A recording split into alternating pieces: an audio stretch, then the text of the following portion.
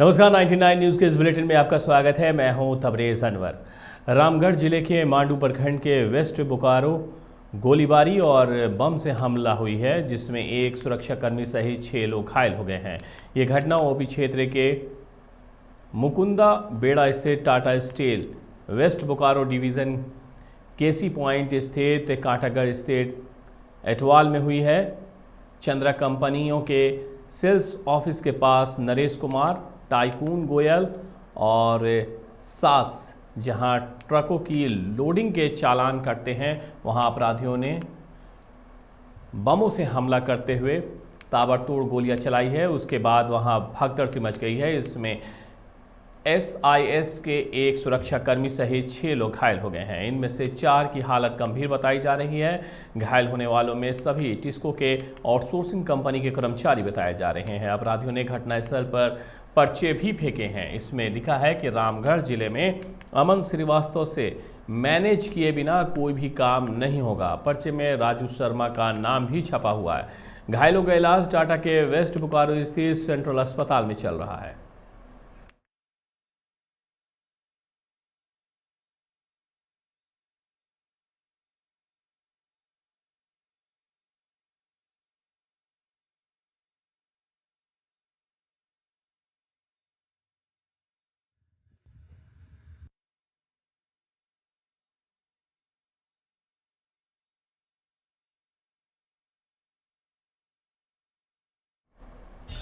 धनबाद विधायक राज सिन्हा ने आज मटकुरिया में जॉय ई बाइक इलेक्ट्रिक व्हीकल्स शोरूम का उद्घाटन फीता काटकर और दीप प्रज्वलित कर किया। राज सिन्हा ने कहा है कि महंगाई के दौर में इस बाइक का आना धनबाद के लोगों के लिए काफ़ी अच्छी बात है, जो बिना पेट्रोल के चलेगी। वहीं जॉय ई बाइक के संचालक ने कहा है कि ये शोरूम धनबाद का पहला शोरूम है।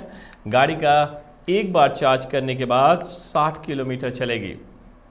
इस स्कूटी की कीमत 75,000 से 95,000 तक है। चलाएगा कैसे?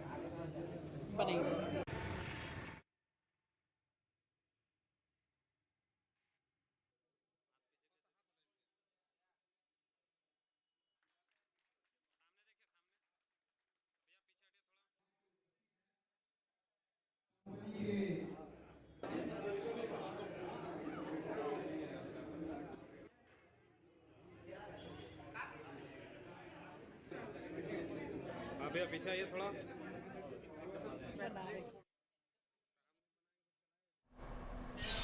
पंचायत चुनाव में हो रही देरी के विरोध में भाजपा ने बाघमारा प्रखंड मुख्यालय में हेमंत सरकार के खिलाफ धरना दिया, जिसका नेतृत्व बाघमारा विधायक ढुल्लू महतो ने किया।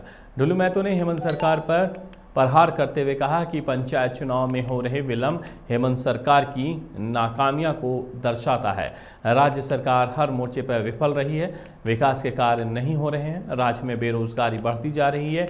एक प्रतिनिधिमंडल ने एक मांग पत्र राज्य के राज्यपाल के नाम बाघमारा के BDO को सौंपा है।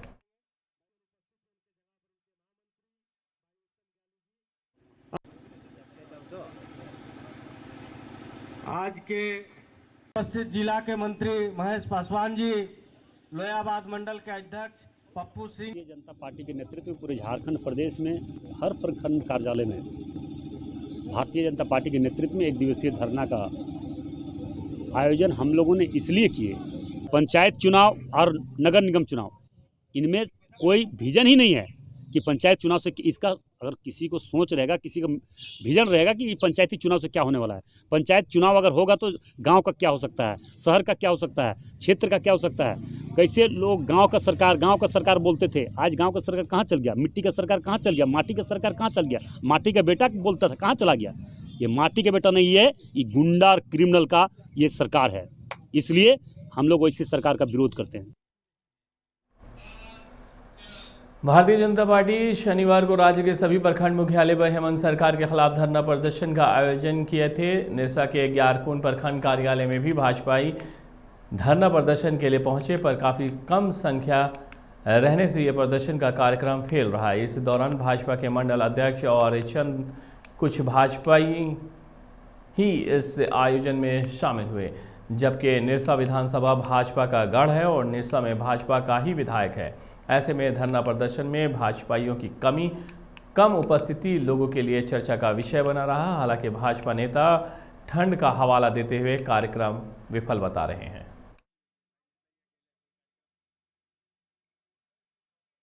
पूरा ग्यारकुंड प्रखंड प्रदेश निर्देश के अनुसार झारखंड में पंचायत चुनाव में लगातार देरी होने के कारण, साथ ही साथ खनिज संपदा का लूट हो रही है। जेपीएससी पीटी परीक्षा में जो धांधली हुआ वो रद्द किया जाए, धर्मांतर पर रोक लगाया जाए, किसानों को 50,000 तक ऋण माफ किया जाए और 2500 रुपये कुंटल धान का खरीद हो। प्रखंड में जो भ्रष्टाचार है वो बंद किया जाए।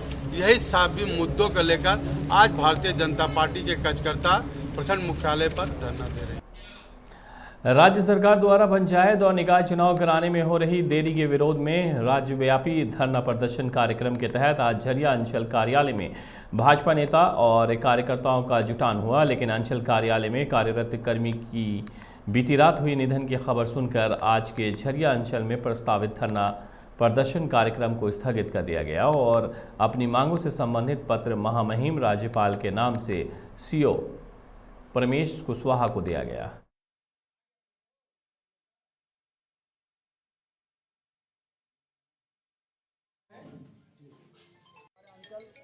कार्यालय के कर्मी का देहांत हो गया है। हम लोग आज धरना का जो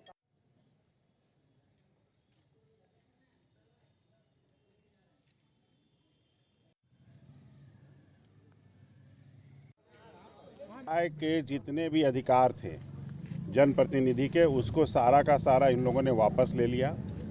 जहां चुनाव हुए वहां पे भी निकाय का कोई औचित्य नहीं रखा और पंचायत चुनाव को तो लगातार ये डेफर करते जा रहे हैं और 14 जगह जहां निकाय चुनाव हो रहा है वहां पे होना है उसको भी डेफर करते चले जा रहे हैं बगैर किसी वजह का।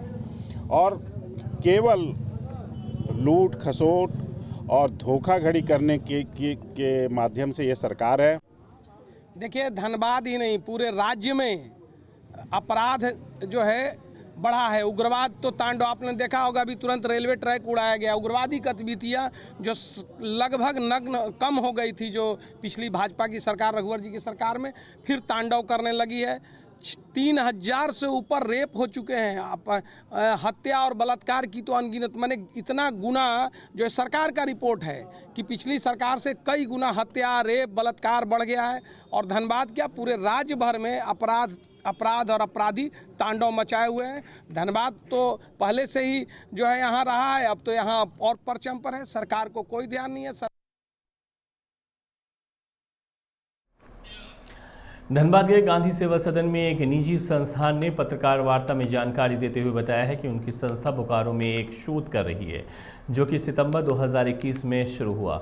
ये शोध 14 से 24 साल के 1000 बच्चों और युवाओं से 54 आइटम पर अनुसंधान उपकरण के आधार पर डेटा एकत्र किया गया है। इस शोध के शुरुआत में निष्कर्ष बताते हैं कि स्क्रीन टाइम में बच्चों और युवाओं में उल्लेखनीय वृद्धि हुई है और खतरा बढ़ा है। उन्होंने बताया है कि शोध के संपूर्ण निष्कर्ष और रिपोर्ट दिसंबर 2021 में प्रकाशित और लॉन्च किया जाएगा। उन्होंने बताया कि इस सर्वे में बच्चों और युवाओं से मार्च 2020 कोविड से पहले और बाद की स्थिति पर प्रश्न पूछे गए।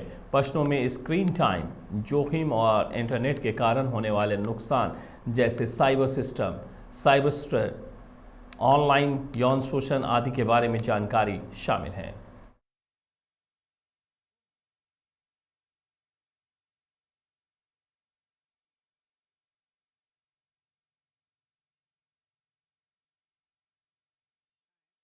Forum for learning and action with innovation and rigour. हम लोग इंटरनेट सेफ्टी के ऊपर बच्चों और युवाओं के बीच में काम करते हैं। ये पिछले 5 साल से हम लोग काम कर रहे हैं, पर पिछले 2 साल से खास करके कोविड के बाद जब बच्चों और युवाओं को ऑनलाइन क्लासेस के लिए बहुत ज़्यादा समय इंटरनेट पे व्यतीत करना पड़ा तो काफ़ी समस्याएं आनी शुरू हुई बच्चों के साथ और युवाओं के साथ। उस समय बिल्कुल भी तैयारी नहीं थी बच्चों और अभिभावकों की और शिक्षकों की, और अचानक से उन लोगों को जूम पे और वेबएक्स पे काफ़ी क्लास करना पड़ा, जिसकी वजह से काफ़ी परेशानियां भी आईं। सबसे ज़्यादा परेशानी जो आई है वो बच्चों की सुरक्षा को लेकर के और बच्चों के मानसिक स्वास्थ्य को लेकर के आई है। पिछले 2 सालों में, क्योंकि बच्चे जब सिर्फ पढ़ाई करते हैं तो उससे कोई समस्या नहीं है, पर बच्चे दूसरे विंडो में और दूसरे टैब में उन्होंने गेमिंग खेलना शुरू कर दिया और वो सोशल मीडिया पे काफ़ी समय व्यतीत करना शुरू किया, जिसके कारण से cyber bullying, cyber stalking, online child sexual abuse, sexual exploitation की भी काफ़ी समस्याएं आई। राज्य सरकार के निर्देश पर स्वास्थ्य विभाग की टीम ने धनबाद एसडीओ प्रेम कुमार तिवारी के नेतृत्व में आज बागमारा के राधानगर में अर्धनिर्मित प्राथमिक स्वास्थ्य केंद्र का जायजा लिया। साथ ही कंसल्टेंट आरिफ मोहम्मद को कई दिशा निर्देश भी दिए। इस टीम में एसडीओ के अलावा धनबाद के civil surgeon doctor Shyam Kishore Kant, Baghmara प्रभारी चिकित्सक प्रभारी डॉक्टर मनीष कुमार थे। एसडीओ ने बताया है कि इस केंद्र को ट्रॉमा सेंटर बनाया जाएगा। ट्रॉमा सेंटर में क्या क्या व्यवस्था होनी चाहिए, इन सभी चीज़ों का अवलोकन करने के बाद जांच रिपोर्ट राज्य सरकार को सौंपा जाएगा। उसके बाद आगे की कार्रवाई होगी। ट्रॉमा सेंटर में 25 बेड का एक अस्पताल centre, reception counter, 2 AC auto centre, 2 dressing room, blood bank, 5 पारा मेडिकल सेंटर और 2 कैंटीन भवन बनाने का प्रस्ताव दिया गया है। जबकि 12 चिकित्सक, 25 nurse, 40 ANM, pharmacist, trolley boys, super guard रखने का प्रस्ताव भी दिया गया।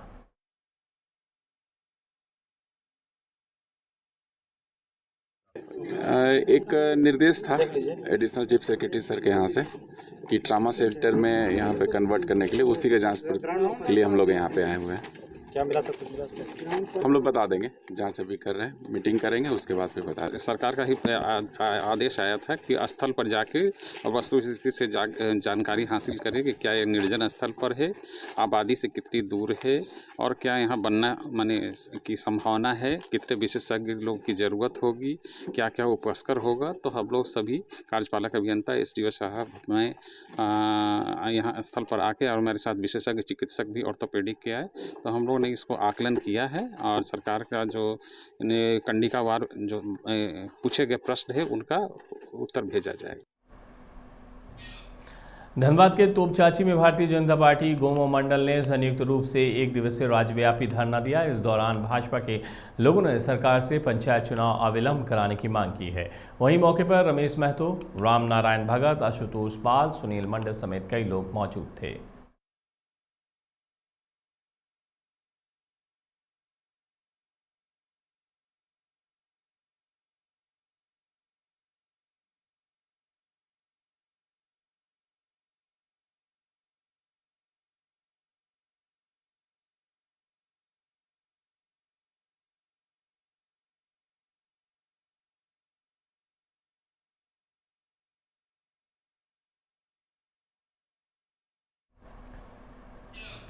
तोपचाची थाना क्षेत्र के कबीढी गांव निवासी मोहम्मद नैमुद्दीन अंसारी के पुत्र अरशद अंसारी का शुक्रवार को 6 अपराधियों ने अपहरण कर लिया था।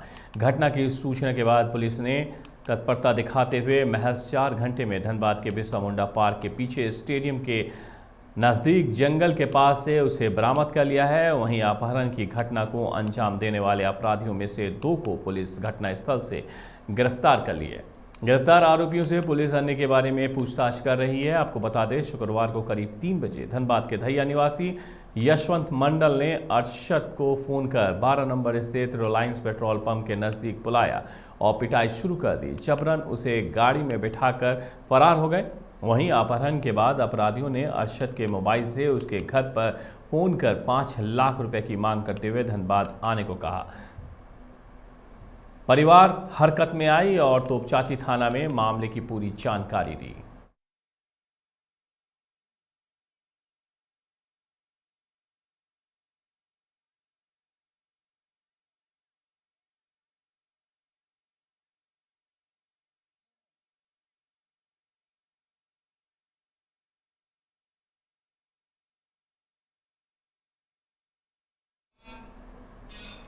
आसनसोल के उर्दू एकेडमी भवन में उर्दू एकेडमी की ओर से संवाददाता सम्मेलन का आयोजन किया गया। एसएमएस हैदर ने कहा है कि उर्दू एकेडमी में शीघ्र ही WBCS की तैयारी को लेकर कोचिंग इंस्टीट्यूट खोला जाएगा और जल्द लाइब्रेरी की व्यवस्था भी की जाएगी। मौके पर नुसरत जैनब, नसीम अजीजी, शौकत अली, प्रोफेसर दबीर अहमद समेत कई लोग मौजूद रहे।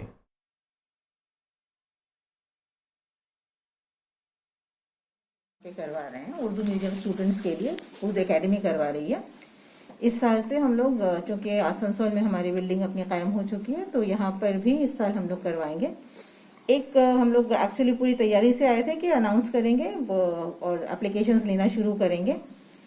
एग्जाम जो है हमारा जो रिक्रूट ये सिलेक्शन करते हैं वो उर्दू एकेडमी, जैसा कि नाम से जाहिर है कि पूरे मगरबी बंगाल के लिए एकेडमी है और मगरबी बंगाल के तमाम उर्दू तबका के लिए ये एकेडमी काम कर रही है, ज़मीनी सतह पर काम करना चाहती है।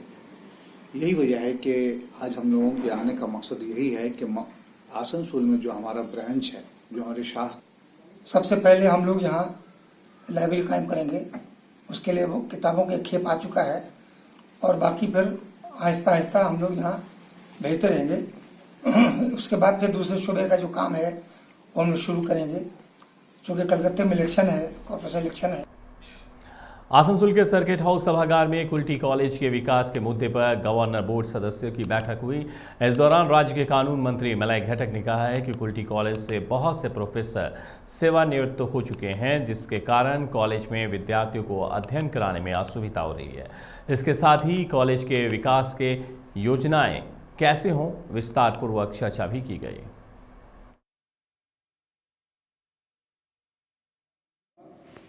गवर्निंग बॉडीते कलेज संक्रांत विभिन्न इस्यू डिसाइड करा है, যেমন দু একজন রিটায়ারমেন্ট করে যাচ্ছেন, আরও অন্যান্য প্রবলেম ছিল, সেগুলো আজকে আমরা সিদ্ধান্ত ছিল। গভর্নিং বডিতে কলেজ সংক্রান্ত বিভিন্ন ইস্যু ডিসাইড করা হয়, যেমন দু একজন রিটায়ারমেন্ট করে যাচ্ছেন, আরও অন্যান্য প্রবলেম ছিল, সেগুলো আজকে আমরা সিদ্ধান্ত ছিল।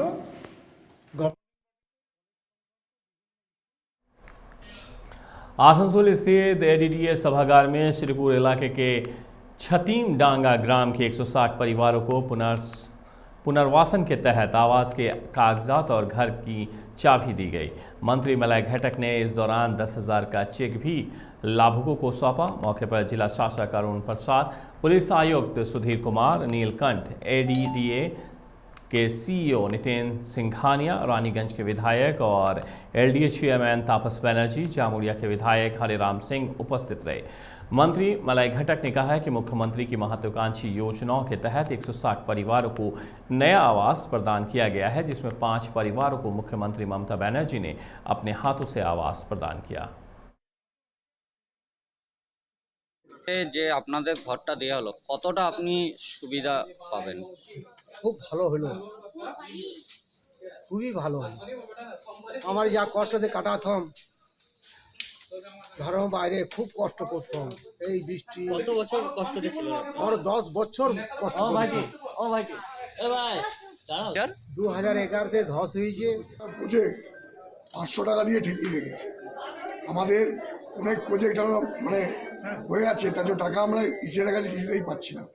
আমাদের principal secretary state government of West Bengal বারবার বলছেন তাদেরকে যে বাকি টাকাটা রিলিজ করার জন্য, কোন কারণে বাকি টাকা রিলিজ তারা করছেন না, আমাদের বোধগম্য হচ্ছে না। एनसीसी के सदस्यों ने आज लुबी सर्कुलर रोड, रणधीर वर्मा चौक, हीरापुर चौक समेत कई इलाकों में स्वच्छता अभियान चलाकर लोगों को जागरूक किया। इस दौरान नुक्कड़ नाटक के माध्यम से भी लोगों को स्वच्छता के प्रति जागरूक किया गया। नाटक के माध्यम से दर्शाया गया कि सफाई रखने से बीमारियों को दूर भगाया जा सकता है। एनसीसी अधिकारी ने कहा है कि भारत सरकार की ओर से स्वच्छता अभियान चलाया गया है, जो लोगों को जागरूक कर अपने आसपास की गंदगी को दूर करने के साथ साथ अपने मन की गंदगी को दूर कर श्रेष्ठ भारत बनाया जा सकता है। 8 नवंबर को एनसीसी डे सेलिब्रेट किया जाता है पूरे भारतवर्ष में, जो कि इंडिया की थर्ड सबसे बड़ी ऑर्गेनाइजेशन है इन यूनिफॉर्म। और एनसीसी डे को सेलिब्रेट करने के लिए हम दिखा रहे हैं कि एनसीसी देश और नेशन के तरक्की के लिए, बेहतरी के लिए क्या क्या योगदान देता है, जैसे सफाई अभियान, रक्तदान, ऐसे अन्य कई कार्यक्रम एनसीसी के कैडेट्स करते रहते हैं, जिससे हमारे नेशन का कल्याण होता है। और हम लोग अभी सफाई का अभियान के बाद नुक्कड़ नाटक भी करने वाले हैं, जिसमें हम लोग मोटिवेट करेंगे सबको कि हमें किस तरह एनसीसी ज्वाइन करना चाहिए, एनसीसी के फ़ायदे क्या हैं और एनसीसी कितने ज़रूरी है। और इस तरह से हम लोग अभी सफाई अभियान कर रहे हैं, क्योंकि हम लोग सब जानते हैं सफाई अभियान कितना ज़्यादा ज़रूरी है। पीएम नरेंद्र मोदी से खुद प्रमोट करते हैं चुके हैं और पीएम नरेंद्र मोदी खुद भी एक एनसीसी कैडेट रह चुके हैं, इसलिए हमारी भी फर्ज है कि हम भी उन्हें पूरा समर्थन दें, योगदान दें और हमारे भारतवर्ष को स्वच्छ और साफ बनाएं। आज सफाई का माहौल चिरकुंडा नगर परिषद में सरकार आपके द्वार कार्यक्रम का आयोजन किया गया, जहां क्षेत्र के लाभुकों को कई योजनाओं का लाभ दिया गया, जैसे दिव्यांग पेंशन, वृद्धा पेंशन, विधवा पेंशन, जमीन संबंधित कई मामलों का निपटारा भी किया गया।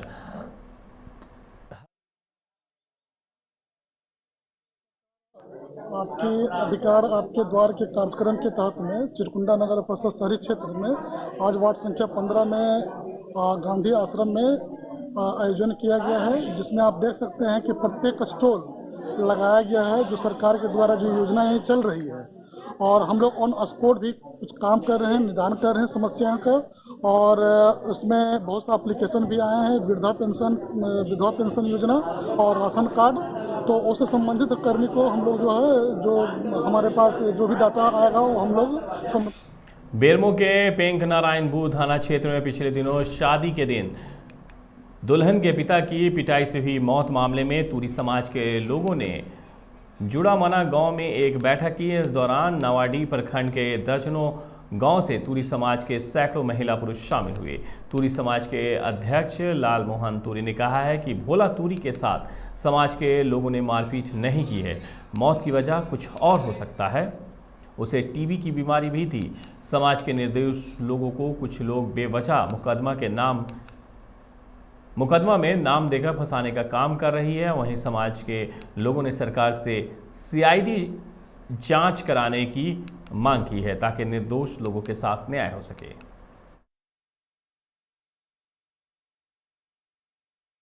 शीला देवी वो झूठे आरोप में फंसा रही है 12 जो है हमारे जो जाति समाज के बेटा लोग हम लोग को बेवजह बेबुनियाद फंसा रही है कि 12 जन इन लोग ऐसा किए हुए हैं। ये बिल्कुल गलत है और ये बिना बेबुनियाद का बात है, ये बिल्कुल सरासर गलत है। क्या चाहते हैं आप लोग? अब हम लोग न्याय चाहते हैं, क्योंकि वो गलत कर रही है, अपनी बेटी को बेच रही है और हम लोग के जात में जो बदनामी आ रहा है उसको रोकने के लिए अगर हम लोग जात का जो तुरी समाज के जो गए हैं 12 बेटा वहाँ पर गए हैं तो उस पर जो झूठा आरोप लगाई है, तो हम यही कहना चाहते हैं कि वो इस केस को वापस ले और इनको यहाँ से बाइज्जत बरी करे। यही सरकार से भी। भोला तुरी का जो मौत हुआ है इसमें से समाज का लोग किसी प्रकार का उनको हाथ तक भी नहीं छुआ है और हम लोग मारे भी नहीं समाज के लोग, ये बेबुनियाद है। हम चाहते हैं कि अगर CBI जांच हो और CID भी जांच हो, इसमें हम लोग तत्पर हैं और हम लोग भी उसमें मानने के लिए तैयार हैं।